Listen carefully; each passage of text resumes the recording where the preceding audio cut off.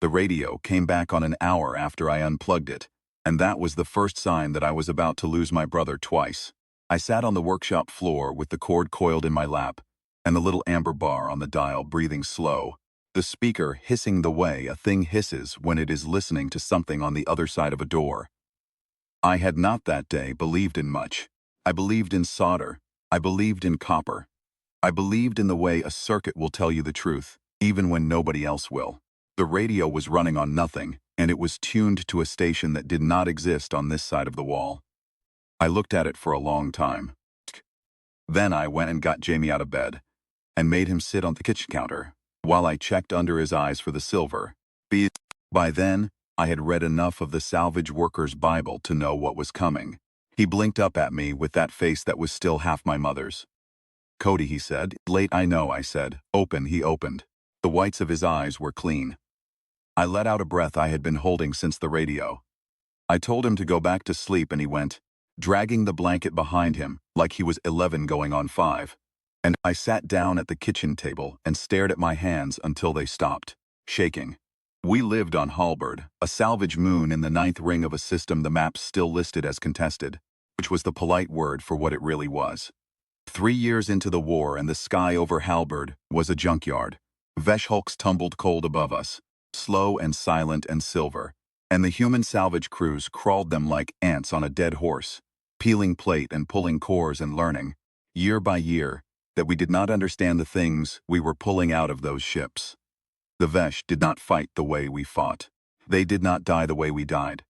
Their soldiers came down in cold-bodied drop pods, and when you killed one, his face did not change, and his hands kept moving for a long minute afterward, sorting the air for something only he could see.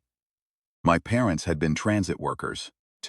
They worked the orbital lifter that ran cargo between Halberd's surface and the high anchor. 2 years ago, a Vesh resonance probe slid past Halberd at a distance the Navy considered safe, and the lifter cable sang at a frequency human bone was designed to sing at. They were dead before the cabin lost pressure. The probe kept going. The Navy logged it as an accident. I was 24. Jamie was 9 then, 11 now. The two of us had a tin-roofed workshop on the edge of the salvage yard, a stipend from the Colonial Board, and a small apartment over the workshop with a kitchen that smelled like solder and bread. I kept us by stripping wreckage for the Navy buyers. Jamie kept me human by needing breakfast. The salvage yard was a town of its own, a square mile of cracked plate and severed spar, sorted by gauge and by alloy, chain, with narrow lanes between, the stacks where the crawlers was crept at night with their headlights low. The men and women who worked it were the kind of people who do not ask each other about the past. There were widows, and there were widowers, and there were 2 or 3 of us who had been left as guardians of someone younger, and we nodded to each other on the lanes and shared coffee at the depot canteen, and did not speak of what we had lost because we knew. We all knew.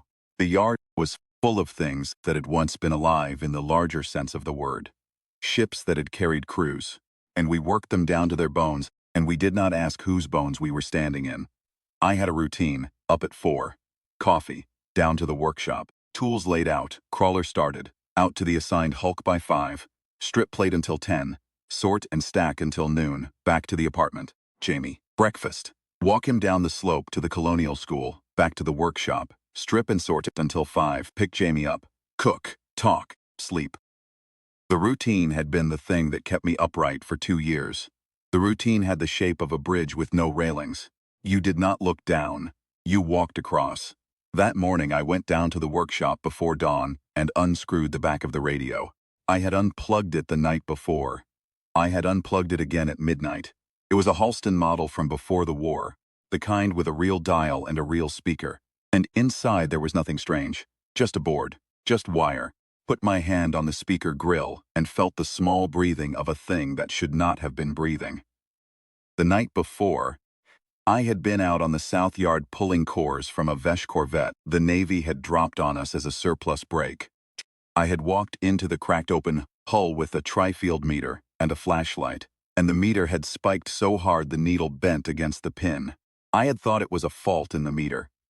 I had taken the readings home, anyway. Now, I sat with my coffee going cold and looked at the readings. There was a pattern in them. There was always a pattern in them. Once you knew to look. The Vesh hulls were singing. Tom Vance was the man who taught me to look. I met him at the parts depot the afternoon of the radio. I had driven down to the yard office to barter for a power inverter, and Tom was at the counter ahead of me, arguing with the clerk about a capacitor bank. He was 60 maybe, broad in the shoulders, with hands that had been burned and reburned until they had the color of old leather. He wore a wedding ring on a string around his neck. The clerk shrugged him off, and he turned and saw me and saw what I was carrying, and his face did a thing I had not seen another adult's face do since parents had died. It got interested. "That a Halston meter," he said. "It is. You know they're singing." I looked at him. I looked at the clerk. The clerk had gone back to his screen. "Buy you a coffee," Tom said. We sat in the depot canteen at a table by the window, and he told me, in a low voice, that he had been working the salvage 31 years. He had pulled apart Vesh wrecks before the war when there were only the trade hulks, and he had been in the room when the first Navy spar told the first Navy officer that the Vesh did not transmit their orders by radio at all. They transmit by something else. Something we did not have a word for. "We called it the lattice," he said, when we had to call it something. "It is not a signal. It is not a field. It is a kind of standing wave that lives in the body of every Vesh and in the hulls of every Vesh ship. When they die, the wave does not stop. It just steps sideways. We were told to stop measuring it. We did not stop." He took a swallow of his coffee. His hand was steady. I noticed that. "What happens," I said, "if you broadcast back?" He looked at me a long time. Then he said, "My wife was a Navy comms officer, Grace. She was on the Linden when it came apart over Saber's drop. The hull went into the planet. The lattice did not. For 6 weeks after the funeral, I heard her on the bridge channel at home. Not words, just the shape of her voice. I taped it. I have 11 hours of tape. I never told anyone." He stopped. He looked out the window at the salvage yard. "You broadcast back," he said, "and they come close. That is what happens." I drove home with the inverter in the passenger seat, and Tom Vance's card in my shirt pocket, and a feeling in my chest like a door had opened in a room I had been sitting in alone for 2 years. In the workshop that night, I stuck a sticky note to the wall above my bench. I wrote on it the way Jamie wrote on things, in block letters. A joke from a war comic he had been reading: "Do not cross the streams." I put it where I would see it when I sat down. It felt important to leave something stupid where the work was going to happen. My mother had a way of pinning bad recipes to the kitchen cabinet and then making them anyway, and laughing when they came out wrong. Sticky note was for her. I started building. What I built was a resonance cage, 2 meters by 2, copper coil wound around a frame of aluminum spar. A Vesh hull plate as a backstop. The inverter feeding a capacitor stacked the size of a footlocker, and at the center a small ceramic emitter I had cut from a Vesh comms node with a diamond saw. I worked nights after Jamie was in bed. I worked weekends with Tom, who came up the slope road in an old crawler, and brought tools I had never seen before, and bread his neighbor made, and a thermos of coffee he refused to share until we had earned it. We earned it most nights. He showed me how to read the lattice. He showed me how to listen to it, through the wires of the house, in the hum of the fridge, in the way the lamps would dim half a second before a Vesh hull crossed overhead in low orbit. He showed me how to measure the frequencies that came off a dead Vesh, and how those frequencies were not the same as the frequencies that came off a Vesh ship but were close, the way a child's voice is close to its mother's. He had charts on butcher paper. He had a coffee stain on every page. One night the 3 of us, me and Tom and Jamie, were down at the workshop late, because Jamie had begged to be allowed to stay up, and Tom had said, "Let him, he should see this," and I had said, "See what?" And Tom had said, "See his brother building a thing." So Jamie sat on the workbench with his legs dangling and a soda Tom had brought him and watched us solder the coil. After a while Tom started telling him stories about the salvage yard, the way old men tell stories to kids, the way my own father had told them to me. He told him about the first hulk he had ever cracked, a Vesh scout barely bigger than a house, and how he had walked into the cockpit and found a Vesh helmet still on the seat, and how he had picked it up, and how it had been warm 3 days after the kill, warm the way a kettle stays warm an hour after the heat is off, and how that had been the first time he had understood, in his hands and not in his head, that the Vesh did not stop when they stopped. Jamie listened with his mouth open. He forgot the soda. Tom finished. Jamie said, "Were you scared?" And Tom said, "I am still scared, kid. That is why I am still here." Jamie nodded the way an 11-year-old nods when he has been let in on something. He kept the soda untouched for 10 more minutes. He thought he was being a man. I watched the two of them, and I thought, this is a thing I cannot put a price on. And I thought, the Vesh do not have this. And I thought, that is what they cannot compute about us. This part right here. The part where an old man tells a story to a boy, and the boy thinks he is being a man, and the man is not lying to the boy, and the boy is not tending to understand. And both of them go home a little less afraid. The Vesh have 10,000 years and we have this. I do not know if it is enough, but it is what we have. The Vesh built their tech to be unhackable, he said one night. The two of us crouched over the cage with the soldering iron between us. Their soldiers do not fear death because their soldiers do not really die. The lattice catches them. When a Vesh drops in combat, the wave goes back along the line to the spire, and the spire copies it. A new body steps out of the foundry 6 weeks later, with the same name and the same memory and the same purpose. They have been doing this for 10,000 years. They built it so no other species could touch it. The geometry of it, the genetics of it, the way it locks to a Vesh nervous system and to nothing else. They are very proud of it. They have written treaties about it. So we cannot, I said. He looked at me over the iron. His eyes had a small fire in them I had not seen in a man in a long time. We are not supposed to, he said. That is not the same thing. I laughed. I had not laughed in the workshop in 2 years. Jamie heard it from upstairs and came down in his socks and stood in the doorway with his hair on end and said, "What are you doing?" And I said, "Stealing fire, kid. Go back to bed." And he said, "Can I help?" And I said, "Tomorrow." He helped. Tomorrow. He helped every tomorrow after. First time the cage worked, it worked in the small hours of a Tuesday. I had been 3 nights without much sleep. Tom was at his own house. In a parallel rig he would not let me see. Jamie was upstairs. I powered the capacitors. I watched the meter. The needle did not bend. The needle did something I had not seen a needle do before. It went still, and then it began to draw a perfect slow circle, the way a compass needle will draw a circle in the presence of a strong field that is rotating. The radio in the corner came on. It had been unplugged for a week. It came on, and out of the speaker, very faint, came a sound that was not language and was not music, was the shape that language and music both come out of. It was a hum, a held tone, 3 notes, a 4th low under it. The hum of a thing that was a long way from home and was thinking. I sat on the floor and listened. I sat there for an hour. I cried at some point. I did not notice when. When I told Tom in the morning on the radio, he was quiet for a long time. Then he said, "Do not do that again without me." I said, "All right." Then he said, "Cody." I said, "Yes." He said, "Did it answer you?" I said, "I think it was listening." He came up the hill that afternoon. We powered the cage together. The hum came back. It was louder this time, and there were 2 of them. Then there were 3. We listened. We did not transmit. We took notes. Tom's hand on the meter was shaking, and he did not pretend it was not. I should tell you what the Vesh look like, since the part where you see one is coming. They are tall. They are thin. They have 4 arms, 2 long and 2 short, and their faces are flat plates of pale bone with 2 black slits for eyes, and a mouth that opens in 3 petals, like a flower opening underwater. They do not blink. They have a smell when they are alive of cold iron and crushed leaves. They do not, in my experience, have anything that resembles a sense of humor. The first one came through on the 11th night. I had been broadcasting by then. Small pulses, 3 notes, 4 notes, the shape of the hum we had been catching back to itself. Tom had said, "If you knock on the door opens both ways." I had said, "I know." Jamie had been in bed, and the workshop had been warm, and the capacitors had been climbing, and I had put my hand on the emitter and felt it warm under my palm, the way a small animal will warm under your palm. And I had thought, Mom. I had thought, Dad. I had broadcast their names. The cage flared. The radio screamed and then went silent. The lights in the workshop dimmed and then surged, and a bulb above the bench blew with a sound like a small bone breaking. Then the air in the cage thickened.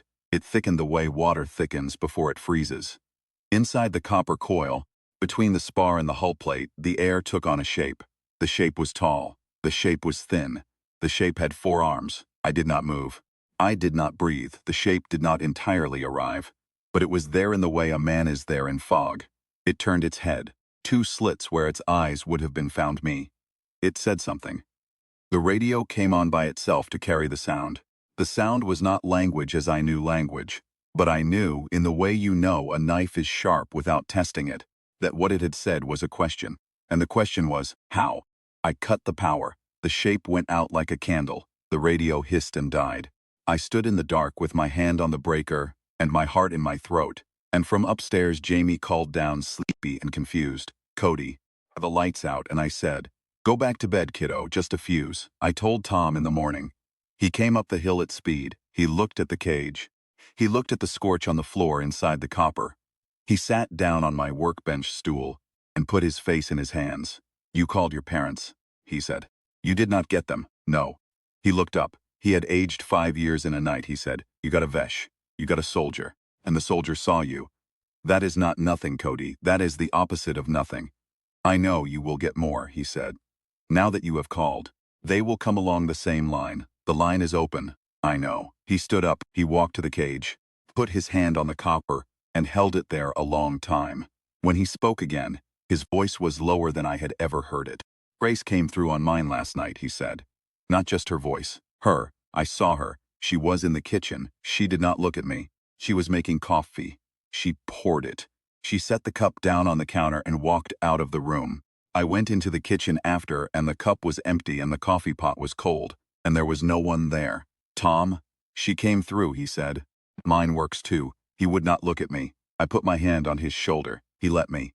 After a while, he straightened and walked out of the workshop and got into his crawler and drove back down the hill. Stood in the door and watched him go. That night, Jamie was sick. It was a small sickness at first. He was hot. He would not eat. He sat at the kitchen table and pushed bread around his plate and asked me questions he had never asked before. He asked if the dead could see us. He asked if our parents had been afraid at the end. He asked if I was angry at them for dying. He had never asked me anything like that. I sat across from him and answered the best I could. I told him I did not know. I told him I thought they had not been afraid for long. I told him I was not angry at them. I was angry at the thing that had killed them, which was true and was also not the whole truth. After dinner I checked under his eyes. The whites were clean. I told myself the whites were clean. He slept on the couch in the front room because he said his bedroom was loud. I asked him what loud meant. He said, like someone is moving furniture. Soft, like they are trying to wake me. I went into his room. There was no furniture moving. There was a smell in the room I did not like. Cold iron, crushed leaves. I did not sleep that night. I sat in the kitchen with the breaker box open in my lap and the workshop dark below me, and I thought about lines. Tom had said the line is open. A line you have opened is a line 2 things can walk on. In the morning I went down the hill to Tom's house. I had not been to his house before. It was a small cinder block thing at the bottom of the salvage road, with a yard full of antennae and a porch that sagged. Crawler was parked sideways across the drive as if he had stopped it in a hurry. The front door was unlocked. His workshop was in the back room. The rig was bigger than mine. He had stripped a whole Vesh comms node and built the cage around it. The capacitors were running. The radio in the corner was on. Grace was in the kitchen. I saw her through the doorway. She was a tall woman, thin, dark hair gone gray at the temples, and a navy comm uniform that hung wrong on her shoulders, the way clothes hang on a hanger, and not on a body. She was washing a cup. She was washing it in slow circles. The same circle, over and over, the water running, her hand moving. She did not look up when I came in. Tom was at the kitchen table. He was watching her. He had a coffee in front of him he had not touched. "Tom," I said. "Don't," he said. "Don't, Cody, please." I walked into the kitchen. I walked between him and her. She did not turn her head. Close, she smelled like cold iron and crushed leaves. Up close, the skin of her face had a stillness in it that no living face has. Tom's wedding ring was on the kitchen counter. He had taken it off the string. "That is not her," I said. "It is enough," he said. His voice cracked on the word enough. "Tom, that is not her. That is a shape with her clothes on. Thing that is making her wash that cup is not Grace. It is the lattice. It is wearing her. It is using your rig to wear her. And while it is wearing her, it is doing other things. It is opening other doors. It is letting other things through." She is here, he said, crying. He had not, I think, cried out loud in a long time. The sound was raw and old. She is here, Cody. I can hear her hum at night. She hums the song her mother used to hum to her. I can smell her shampoo. Sit at this table and drink my coffee, and she is in the kitchen washing the cup. Is that not enough? No, I said, it is not enough. Why? Because she would never stand at a sink for 9 hours washing the same cup. Because Grace would have turned around and looked at you. Because what you are talking to is not loving you back. It is using your love as wire. He looked at me. The fight went out of him slow, the way air goes out of a tire with a slow leak. Where is the machine? I said. In the back. I went into the back room. His rig was beautiful. I admired it for a second, the way a thief admires a lock. Then I cut the power. The capacitors discharged with a hiss. In the kitchen, behind me, I heard the running water stop. I heard a cup set down on a counter, very gently. I heard nothing else. When I came back into the kitchen, Tom was alone at the table. The cup on the drain board was clean and empty. He sat with his hands on the table and his eyes on his hands, and after a while he said, I took your spare emitter. I know, I said I knew. He looked up. I will help you, he said. Whatever you do next, I will help you, I am sorry. I had a speech ready in my head about what I had wanted to say to him. Hard things, the kind of things you say to a man when he is stolen from you. I did not say any of them. I said, get your coat, we have to get Jamie. We drove up the hill in the crawler, and the sky over Halberd was the color of an old bruise. And on the way I told him what I had found that morning in Jamie's room. He listened. He did not interrupt. When I was done, he said, the Krevtichi. The what? That is what they were called, he said, before the war. The Vesh interrogators. The lattice has a deep layer to it. The soldiers ride the top.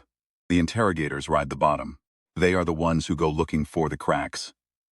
If your rig is open and a soldier has seen you, an interrogator has heard about it by now. They are coming down the line. I did not say anything. I drove faster. Jamie was on the couch when we came in. He was hot to the touch. His eyes were closed. His mouth was moving.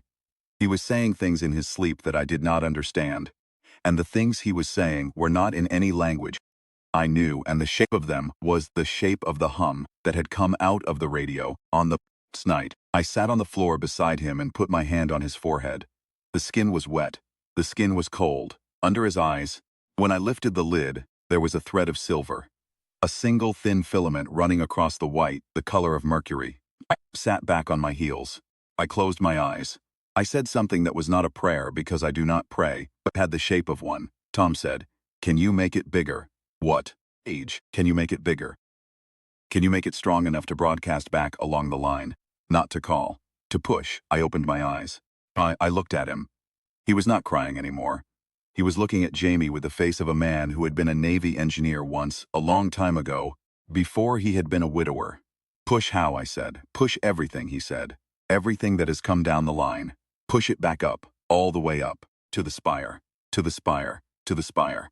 The Vesh build their solnet around their lead ship. The spire holds the master copy of every soldier they have ever lost. If you can push hard enough, you can dump a Krevtichi back into a ship that is not expecting it. You can dump 1,000. You can fold the line back on itself. They built it to be a one-way street. We can make it a horseshoe. It would kill them. It would kill a lot of them. It would, at the least, the spire. It would also kill the cage, I said. Yet it would burn the emitter out. The Vesh emitters are not replaceable. The lattice would close. Even if Jamie survives, even if we live through it, no human would ever do this again, I know. Sat with my hand on Jamie's forehead. I looked at Tom. I looked at the filament of silver under Jamie's eye. Chert. And I thought about my mother's recipes pinned to the cabinet. And I thought about the sticky note in the workshop. And I thought about how my father had taught me to solder when I was 8. Holding my hand around the iron, his thumb steady against my knuckle, saying, slow, slow, the heat does the work. All right, I said. Help me move him. We carried Jamie down to the workshop. We laid him on the canvas cot I kept under the bench. I went up to the apartment and got the blanket my mother had made and tucked it around him. He was muttering. The mutter had a rhythm now. The rhythm was the rhythm of an interrogation. Tom started rewiring the cage. I started welding the second hull plate to the back. We worked fast. We did not speak much. Outside, the day went down into the sort of evening Halberd does best. The sun small and red on the rim of the dust storms. The air cold and dry and tasting like rust. The capacitor bank began to climb. The needle began to swing. While I was tightening the last clamp, Tom said, "Your sticky note." "What, the streams thing, the note? Did you mean it as a joke?" "It was my mother's joke," I said. "Sort of. She had a thing about hanging stupid things in the place where the work was. Keep the work from getting too sure of itself." He looked at the note. He smiled. It was a tired smile. He said, "Smart woman." "She was," I said. He turned back to the wiring. He said, "My wife used to leave me poems in my lunchbox. Folded up small. I never knew if she wrote them or copied them. I never asked." "I am sorry," I said. "It is all right," he said. "It was a long time ago." "I know," he said. "I know." He sealed the second hull plate. I keyed the breaker. We had power. The cage was humming. The capacitor stack was at full. Outside, the wind was up. "Now what?" I said. "Now you wake up your brother," he said. "The line goes through him. The Krevtichi who is in him is the one we ride back. Push without him, we push nothing. If we push with him, we push everything." I looked at Jamie, 11 years old, cheeks red, lip cracked, shallow. I looked at Tom. "If something goes wrong," I said. "Then he goes with the Krevtichi," Tom said. "I will not lie to you. If we do not push, the Krevtichi takes him anyway. It is already taking him, you can see it." I bent down. I put my hand on Jamie's cheek. I said his name. He did not answer. I said it again. His eyes moved under the lids. I said, "Jamie, it is Cody. I need you to come back for 1 minute." "One." "I need to talk to you." He opened his eyes. The silver was thick now, a film across the white. He looked at me through it. Half a second, I saw my brother. For half a second, I saw the thing that was wearing him. Then I saw both at once, the way you see two faces in the same line drawing, and I almost lost my nerve. I leaned down. I put my forehead against his forehead. I hummed the tune our mother used to hum when she wired the irrigation pumps at the back of our house on Earth. It was a tune I had not let myself remember in 2 years. It went up and up and stayed. 3 notes and a fourth low underneath. His mouth moved, he hummed it back, just a few notes, just enough. I lifted my head. I said, "Tom, now." He hit the switch. The cage screamed. It is a hard thing to describe what happened next, because it did not happen in the order things usually happen. It happened all at once and then unwound. The capacitor bank went over its rated load. The copper coil glowed red and then white. The hull plates rang like bells. The radio in the corner came on at full volume, every band at once, and out of it came a sound like 1,000 voices being pulled backwards through a door. The lights in the workshop went out. The lights in the apartment went out. Outside. Every light in the salvage yard went out. And farther out, in the colony down the slope, the street lights went out one by one in a line, going away from us, going up the line of the power grid, going toward the high anchor, going up. I held my brother. Tom held the breaker, his face lit from below by the white glow of the cage, his mouth open in something that was either a shout or a laugh. I could not tell. The needle on the trifield meter beside us bent against the pin and stayed bent. The sticky note above the bench peeled off the wall in the heat and fluttered down onto the floor between us, and I saw the words "Do not cross the streams" in my own handwriting, in block letters like Jamie's, and I laughed once, just once out loud, because my mother would have laughed. It would have been the exact moment she would have laughed. In the cage, the air thickened. The shape of a thing, too tall and too thin, began to gather, and then another, and then a dozen, and then more than I could count. They were not soldiers. They were what Tom had called the deep layer. They were the Krevtichi, the interrogators, the ones who had ridden down the line to find the cracks. They had come for my brother. They were now in my workshop, in my cage, behind copper and aluminum and a hull plate I had cut with my own saw, and they were screaming. They were screaming in a language no human had been built to understand. But you did not need to understand it. You knew the shape of it. The shape was the shape of a thing that has been told it does not get to go home. Tom held the breaker. I held my brother. Vakich held the line.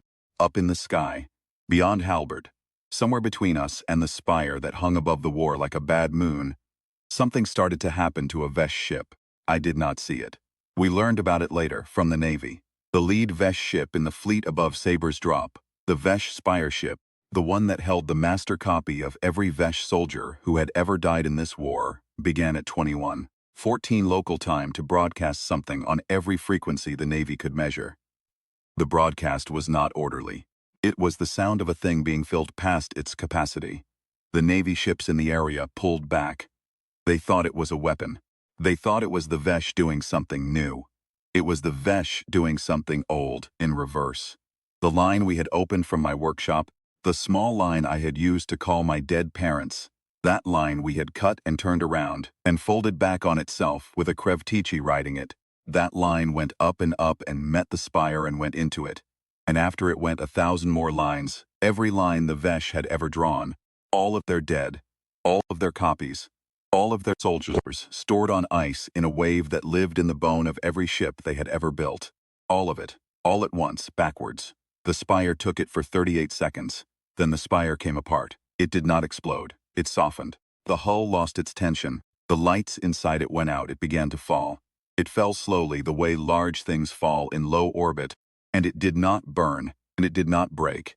And for a long time after, the Navy crews who went up to look at it said that what they had found was not a ship, but a hollow place in the shape of a ship, the bone of it still there, the wave of it gone. Down the line, every Vesh ship in the fleet went dark in sequence, not destroyed, hollowed.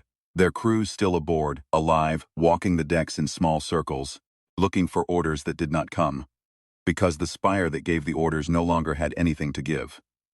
The war ended in 12 days, not because we won, because the Vesh, with the spire gone, had nothing to come back to. A Vesh who knows he will die, one death, does not fight the way a Vesh who knows he will die 1,000 times, and step out of the foundry on the next fights. The fleet broke up. The treaties came after. In my workshop, the cage burned out at the 38th second exactly. The copper went black. The emitter cracked in half with a sound like a wishbone. The radio in the corner gave one long sigh and went silent and never spoke again. Jamie's eyes cleared. The silver went out of them. Took a long breath in like a man surfacing from cold water, and he started crying, and I held him, and he said, "Cody, I had a bad dream." And I said, "I know, kiddo, I know." Tom's down on the floor against the workbench. He had a burn across his palm where he had held the breaker too long. He looked at it. He did not seem to feel it. He said, "Grace?" "Yes," I said. "She is gone," he said. "Yes." He nodded. He did not cry. He had cried, I think, all the crying out of himself in his kitchen that morning. And what was left was a quiet that I recognized, because it was the quiet I had been living in for 2 years, and which I knew, in that moment, I was going to start the long climb out of. We sat on the floor of the workshop, the three of us, and we did not move for a long time. Outside, the lights in the salvage yard came back on, one by one, in the line going back toward us. They came up the way they had gone out. Halberd came back. The kitchen light upstairs flickered and held. The fridge restarted with a small thump. In the morning, the Navy was at our door. They were not unkind. They had questions. They had a great many questions. They had 2 officers in clean uniforms and a third in salvage coveralls who turned out to be the only one of them who understood any of what I told her. She walked through the workshop with her hands behind her back, and she looked at the cage, and she looked at the sticky note above the bench, and she stopped and read it. She turned around. She had a face that did not give much away, but I saw the corner of her mouth move. "Total protonic reversal," she said. It is a joke," I said. "I know what it is," she said.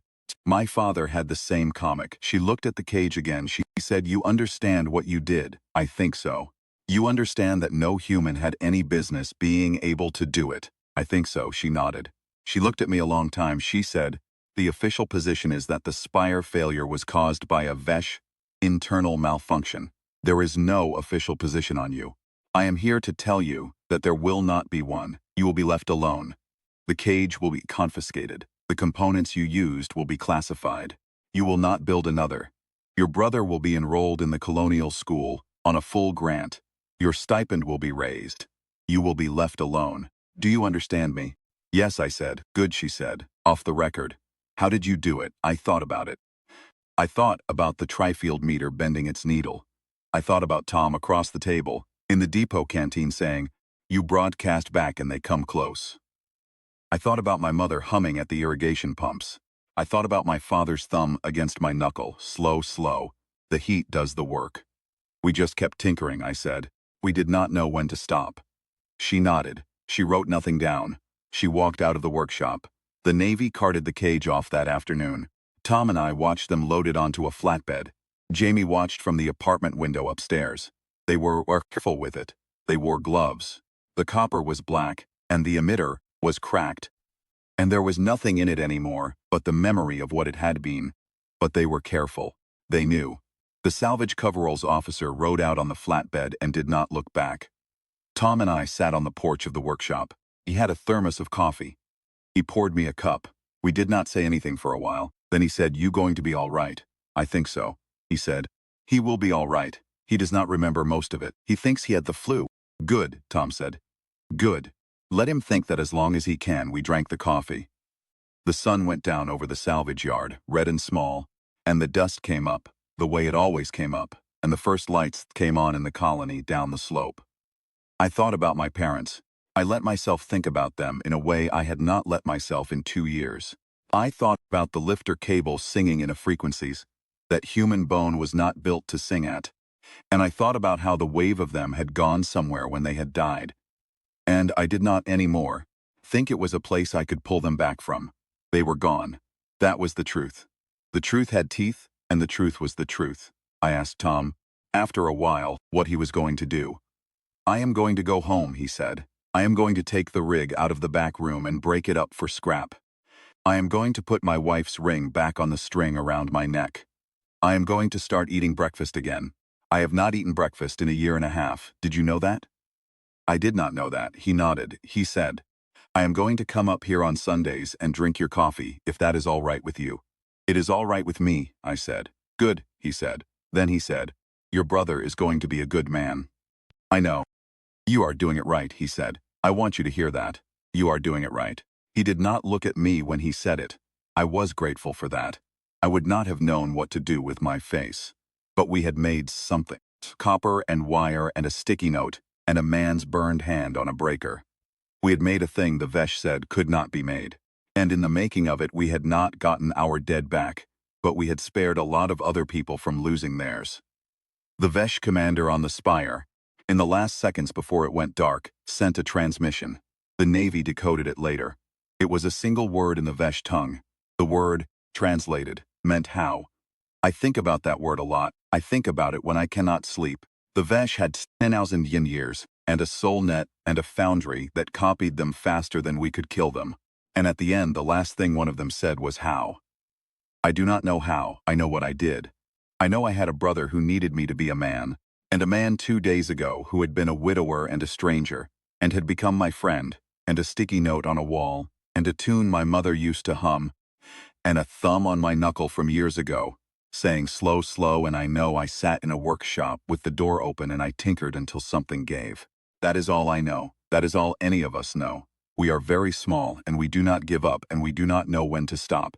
If that is a how, then that is the how. The Vesh did not have a word for it. They do now. They learned it from us. It cost them a fleet to learn it. And it cost me my parents and my friend, his wife and my brother, a night of bad dreams he will spend the rest of his life almost remembering. And on balance, I would not do it again. And on balance, I would do it again. A month after, the Navy released the bodies the Spire had been holding. Not bodies, exactly. Names, records.